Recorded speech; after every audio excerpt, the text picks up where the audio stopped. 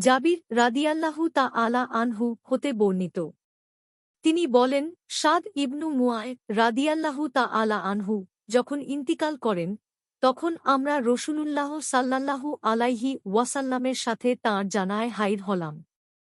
জানায়ার নামাজ আদায় করে তাকে যখন কবরে রাখা হল ও মাটি সমান করে দেয়া হল, তখন রাসূলুল্লাহ সাল্লাল্লাহু আলাইহি ওয়াসাল্লাম সেখানে দীর্ঘক্ষণ আল্লাহর তাসবিহ পাঠ করলেন। আমরাও তাঁর সাথে অনেক সময় তাসবিহ পড়লাম। তারপর রাসূলুল্লাহ সাল্লাল্লাহু আলাইহি ওয়াসাল্লাম তাকবীর বললেন। আমরাও তাঁর সাথে তাকবীর বললাম।